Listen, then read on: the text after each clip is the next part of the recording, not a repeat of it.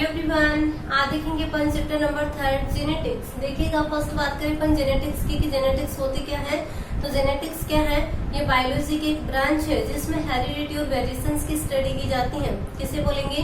Biology की वह branch है जिसमें हेरिडिटी एंड वेरिएशंस की स्टडी करते हैं, तो उसे क्या कहते हैं? जेनेटिक्स। देखिएगा, हेरिडिटी एंड वेरिएशंस क्या होते हैं। फर्स्ट देखिए हेरिडिटी। देखिएगा, हेरिडिटी किसे बोलेंगे? Inheritance of characters from one generation to next generation is called heredity. किसे बोलेंगे? Inheritance of characters from one generation to next generation is called heredity. यानी कि हेरिडिटी में क्या होते हैं? वन जनरेशन से नेक्स्ट जनरेशन में कैरेक्टर्स का ट्रांसफर होता है, तो उसे क्या कहते हैं? हेरिडिटी। जैसे कि सपोज कीजिए ये एक ऑर्गेनिज्म है, ये ऑर्गेनिज्म रिप्रोडक्शन करेगा और अपनी प्रोजेनी प्रोड्यूस करता है।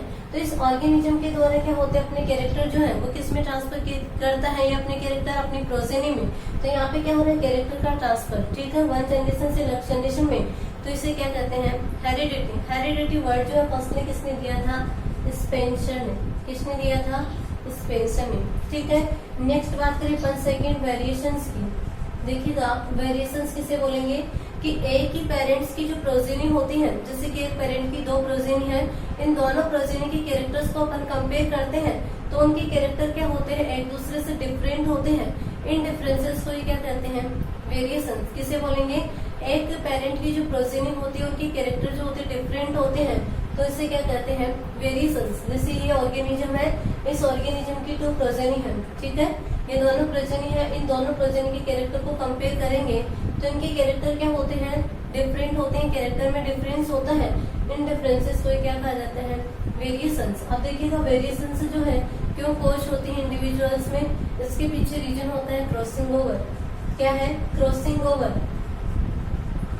यानी कि गैमेट फॉर्मेशन के ड्यूरिंग जब मियोसिस डिवीजन होता है तो मियोसिस डिवीजन के ड्यूरिंग क्रॉसिंग ओवर होता है, और क्रॉसिंग ओवर के कारण क्या होती है? वेरिएशंस कॉज होती है, ठीक है। तो ये कंप्लीट होता है अपना हेरिडिटी एंड वेरिएशंस।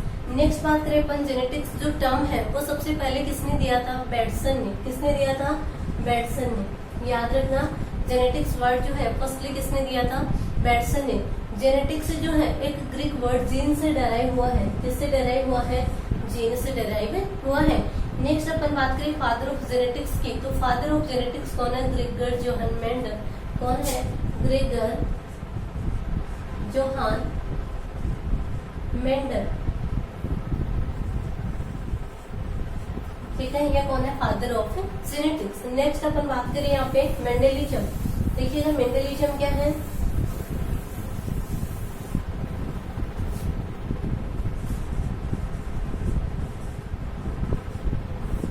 देखिएगा, मेंडलिज्म किसे बोलेंगे? मेंडल के जेनेटिक्स पे कौन कौन से एक्सपेरिमेंट थे और इन एक्सपेरिमेंट के बेसिस पे इन्होंने कौन कौन से लॉ प्रोवाइड कराए, उन दोनों को कलेक्टिवली क्या बोलते हैं? मेंडलिज्म। यानी कि experiment on genetics plus inheritance loss based on it. यानी कि जो इनका एक्सपेरिमेंट था उसके बेसिस पे कौन कौन से इनके इनहेरिटेंस लॉ थे, इन दोनों को कलेक्टिवली क्या बोला जाता है? मेंडलिज्म, ठीक है। नेक्स्ट अपन बात करते हैं मेंडल की लाइफ हिस्ट्री की। देखिएगा, मेंडल की लाइफ हिस्ट्री की बात करें तो मेंडल का बर्थ जो है कब हुआ था? 22 जुलाई 1822 को। कब हुआ था मेंडल का birth?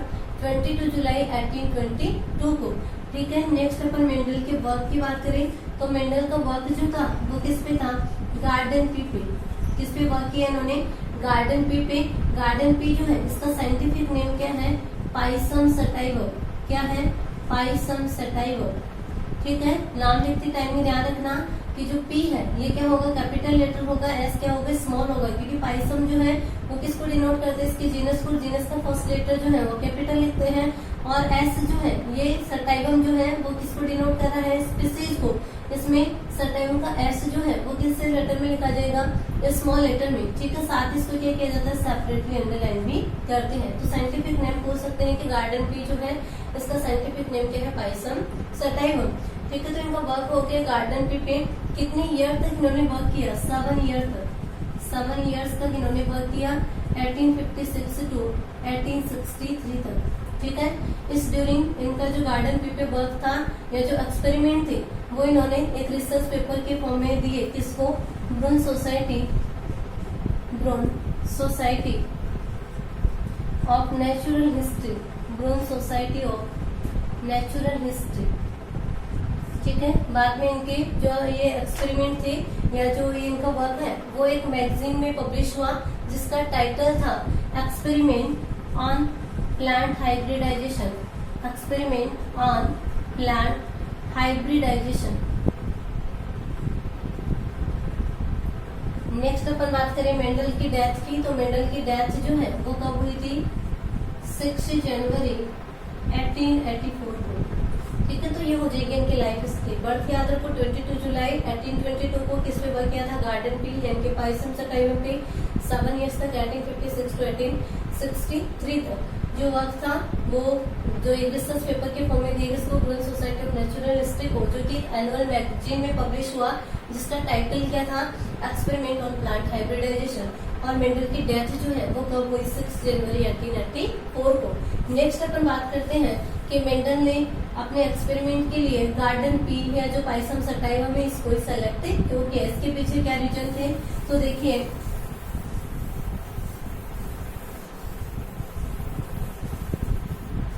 Regions of selection of pea plant selection के क्या रीजन थे?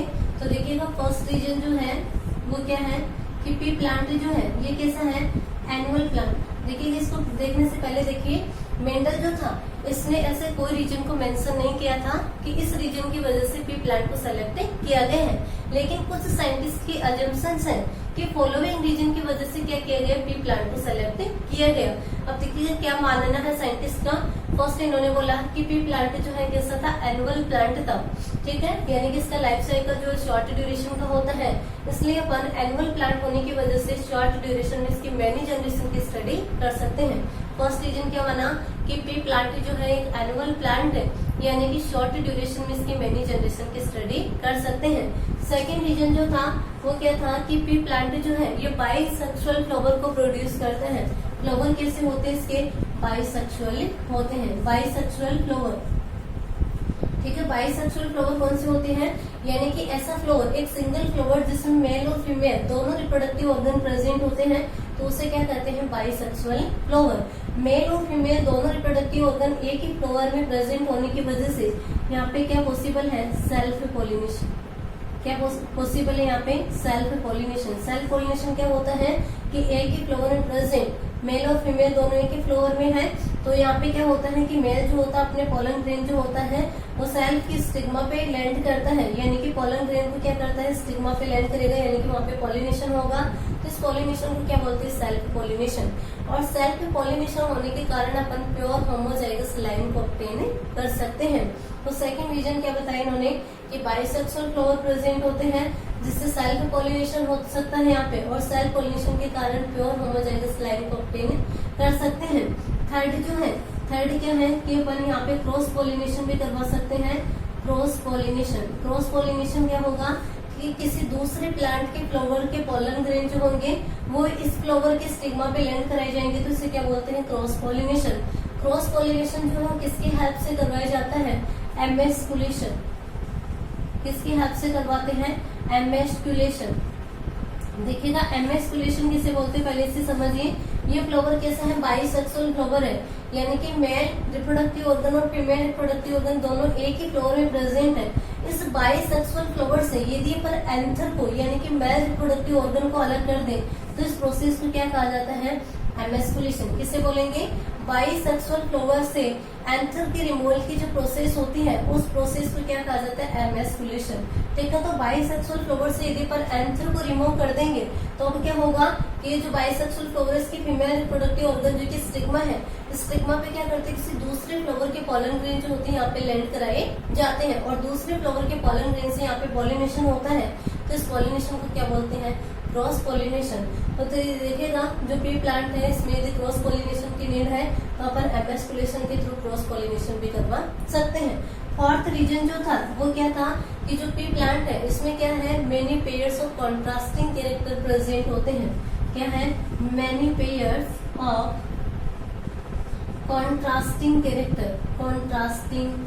Characters, many pairs of contrasting characters present होते हैं। अब देखिएगा कॉन्ट्रास्टिंग कैरेक्टर क्या होते हैं, एक ही कैरेक्टर के दो अल्टरनेट फॉर्म या डिफरेंट फॉर्म या दो डिफरेंट वर्जन जो है उसे क्या बोलते हैं, कॉन्ट्रास्टिंग कैरेक्टर। मेंडल ने पी प्लांट के लिए 7 pair of contrasting character select किए। देखिएगा कौन कौन सा था। फर्स्ट बात करें अपन तो फर्स्ट कॉन्ट्रास्टिंग कैरेक्टर था प्लांट हाइट, क्या था, हाइट। सेकंड अपन बात करें तो जैसे कि position of flower,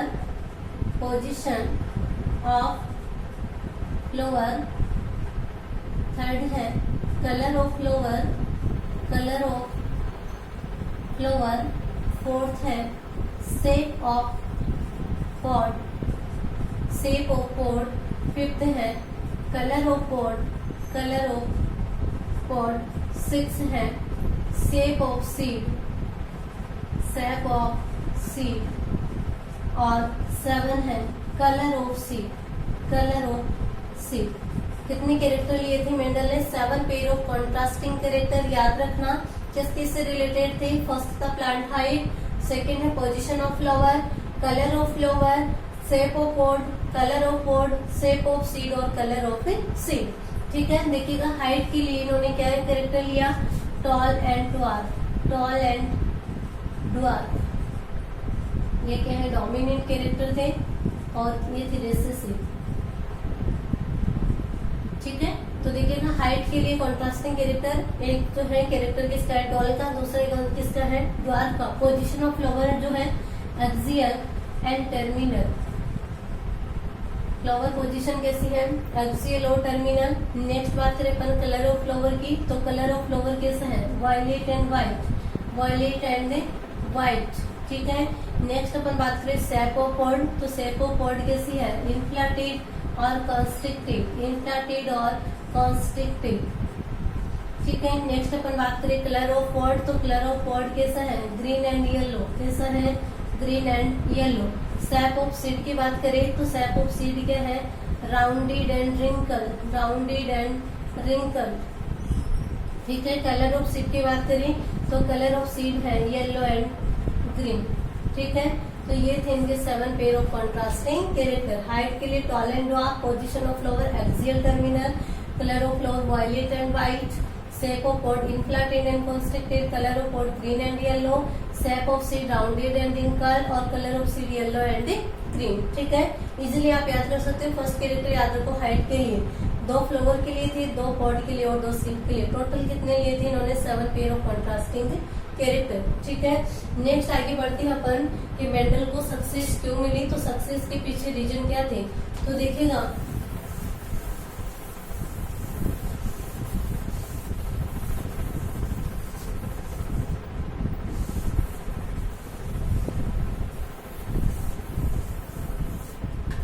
regions of success of Mendel's जो है सक्सेस कैसे हुई, इसके पीछे रीजन क्या थे, तो देखिएगा फर्स्ट रीजन है कि मेंडल ने वन टाइम में 1 कैरेक्टर की इनहेरिटेंस को स्टडी किया। क्या है फर्स्ट रीजन, कि मेंडल ने 1 टाइम यानी कि एट ए टाइम 1 कैरेक्टर की इनहेरिटेंस को स्टडी किया। तो ये क्या था इनका फर्स्ट रीजन सक्सेस का।